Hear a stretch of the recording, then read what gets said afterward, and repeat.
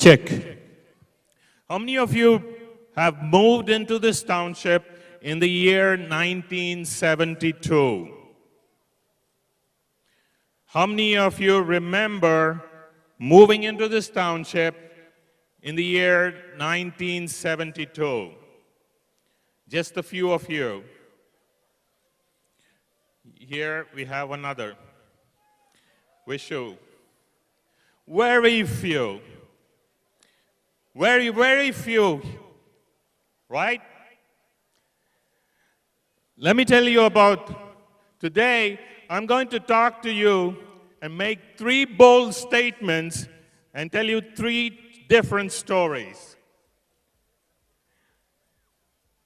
The BHPV taxi pulled up in front of my house and stopped. It was the year 1972. I ran into the house. The smell of freshly painted doors and whitewashed walls greeted me. I ran through all the bedrooms and through the back door. An expanse of land, barren land, greeted me in the backyard. There was nothing else. The main gate was just being built. The wall around the township was just also being built at the same time. There were piles of sand and stone in front of my house. The neighboring house was empty. What an ideal place for me to play hide and seek, I thought to myself. When the civil maintenance people came and they started fencing our houses, my father pulled strings and got the fence built 10 feet away from where it is supposed to be. And he started his own back garden there. And my ritual at the house was to water the plants. There was a long hose pipe I had to pull and set it down for the plants and watch the water trickle all the way to the last plant. And I used to watch in fascination as the ants and insects that would scurry across and climb the trees. I used to take tuition at Krishna teacher's house, and the produce of fruit from my house, the bananas, the mangoes, was the tuition fee for Krishna teacher. And at school, my report card was a constant embarrassment for my parents. I would often turn it in by signing it myself, most of the time. And believe me or not, today, my signature resembles that of my father. You should have seen the surprise in my father's face when we went down to the bank to open my first bank account and I signed on it. He looked at me like that.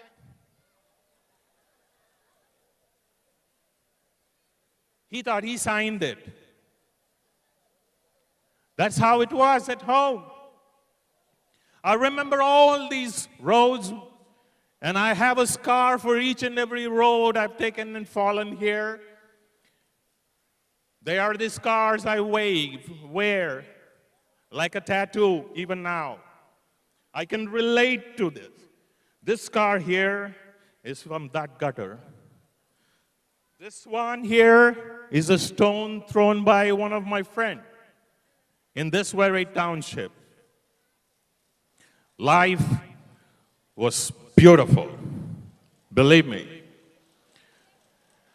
When Krishna teacher, I remember this day like it was yesterday.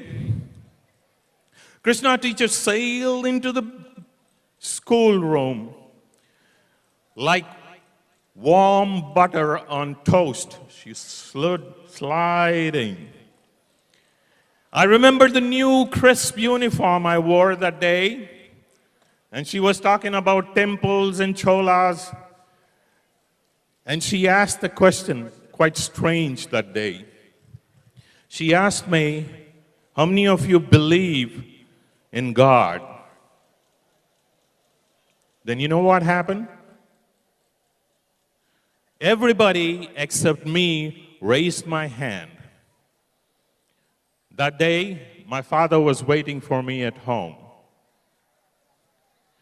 There is no place you can hide. There were no back benches and no front benches when you are only 12 people in the class. You can't call me a backbencher. My father would beat me up quite often at home. My neighbors, anybody here? Niranjan? Kamaya Kanakaraju? My father would trash me up black and blue. He ran a very tight ship at home. Believe me. That was the state I was until I finished school. Now let me tell you another small story about how I got to be the reason I am standing here in front of you today. I was working in steel plant on a contract when I got another contract close to Delhi. I had to move to Delhi immediately. I packed all my tools in a box and I rushed to the station. The coolie took the box on his head and started walking through the station. I didn't have reservation. He said, I'll fix it, don't worry. So I was running behind him. He set it down and he showed the ticket collector there who was mobbed by people around him. There were so many people around him flashing 500 rupees notes, thousands. I couldn't cut through that crowd. And the coolie that day said something I will never forget in my life. He went on to say, those who have a heart don't have a voice. Those who have a voice don't have a heart. Believe me, I spent 2 nights at the toilet in the compartment. In the morning when people woke up, they took pity of me and said, you can sleep in our berth. That day, even today, I will never forget what the coolie said. And it changed me. I competed at the World Championship of Public Speaking several times for that very reason. Believe me, that's the truth. Those who have a voice don't have a heart. Those who have a heart don't have a voice, he said. My father always believed, now coming back to my father's garden, if he ran out of ground when the 10 feet of fence was covered in his plantation in the backyard, a vegetable garden. Now he broke the fence and started cultivating land right up to the road. Anybody knows type 4, where I live, A38? A38. As if that was not enough, my father crossed the street and started tilling land, working on vegetable garden just beside the MD's house. My father had the largest vegetable garden in the township. He was famous and infamous for many things. He was infamous for having cattle at home. The first person in this township to have cattle at home. Look at how embarrassing it was for me when I meet my friends. They would ask me questions like, do you milk cows? How does it feel to hold the cow dung in your hand? Or what do you do with all the cow dung you produce? That's how it was at home. My father said something, and I believe, and that's another bold statement I want to make to you today, the first one. When you define yourself, you confine yourself in that definition. Did you get me? When you start defining yourself, you confine yourself in that definition. I've seen people and I meet people who say, this is how I am. This happens to me always. There are people who drive into a parking lot and think to themselves, they're not going to find a parking lot. They will never find a parking lot. There are people who drive into a parking lot and say, I'm always lucky, I find a parking spot. You will find a parking spot. Believe me. Now, the second bold statement I want to make today is something which is not taught in school. Leaders are people you can touch. Leaders are people you can touch. School taught me that leaders are found in books. Mahatma Gandhi, Martin Luther King, Bose, Subhash Chandra Bose, and many other leaders I cannot even touch. For me, Krishna teacher is a leader I can touch and relate to.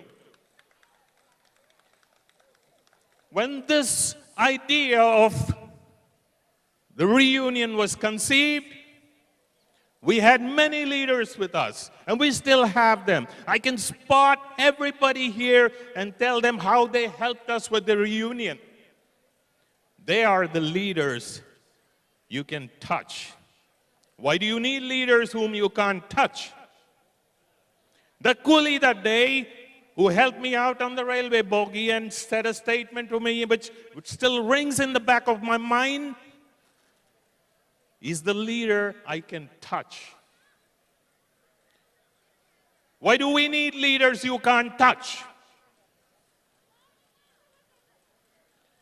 We need more leaders we can touch.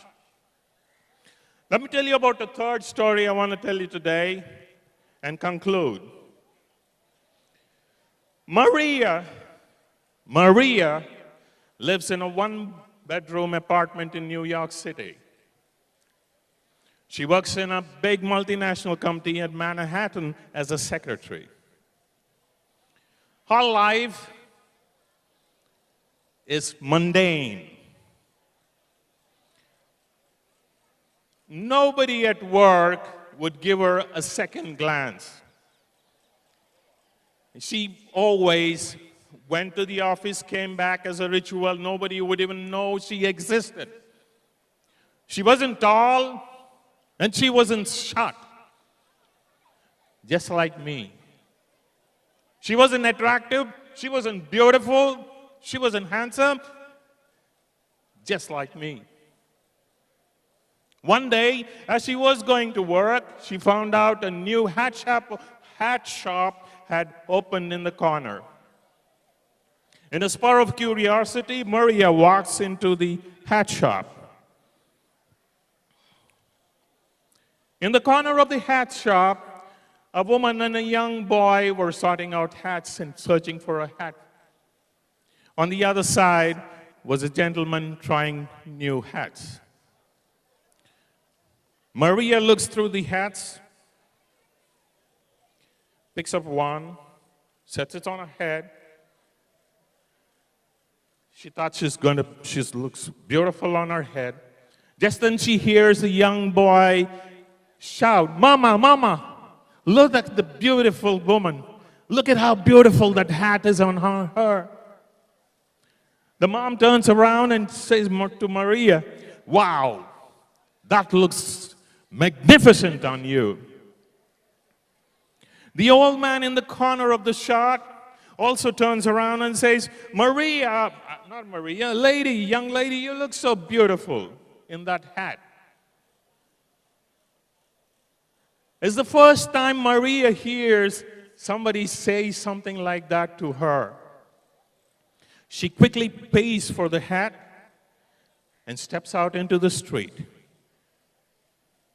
And everything has changed. The whole new bright world is in front of her.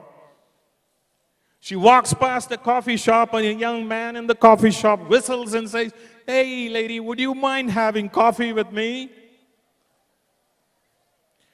She walks through to the door of her office. The doorman, for the first time in her life, opens the door and says, "Ma'am, you look great." She steps into the elevator. There were two people trying to, "Which floor, ma'am?" They asked her. When she steps into the office, our manager looks at her and says, "Maria, you look so beautiful today." That was the first time Maria heard a manager say something like that. That day goes like a breeze. She gets back home. She walks into the street. Two taxis pull up to stop to take her. She takes the first one, gets home. When her mother opens the door, says, "Maria, that twinkle in your eyes, you look so great." Then Maria quickly says, "Mom, it's all about the hat." And Maria's mom asks her, "Which hat are you talking?" "Maria, this hat." The hat wasn't there. She never did wear a hat. Maria traces back where she left the hat, and then she realizes that she had left it on the counter, paid for it, but never picked it up. Now, what in the world has changed in Maria that people kept looking at her and gesturing to her?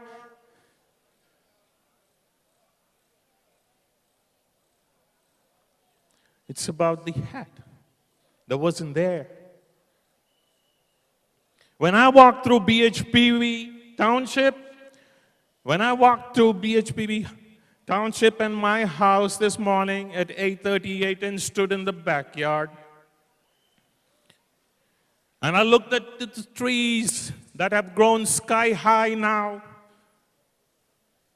so high that I can't even believe they are that big. I peeped through those doors and I could see all the dents and scribbles that I made on the wall in my mind. I could smell my mother cook in the kitchen that day.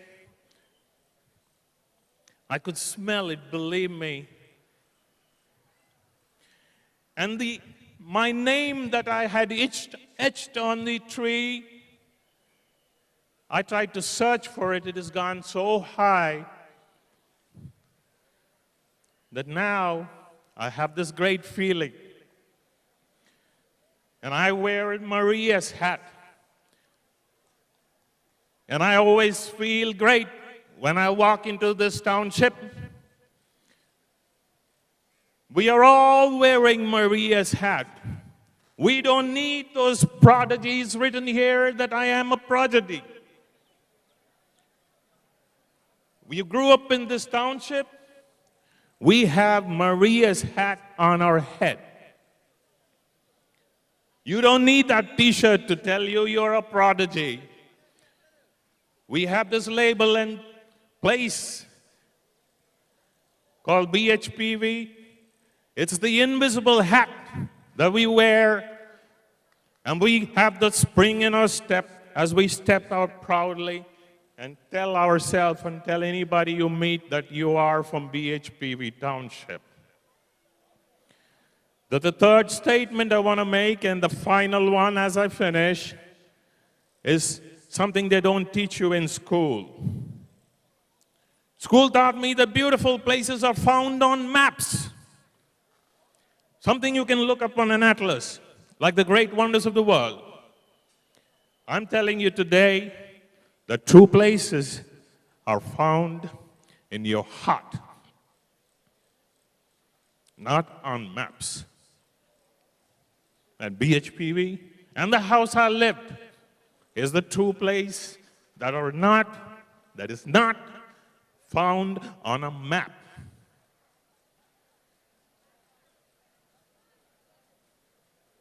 Thank you.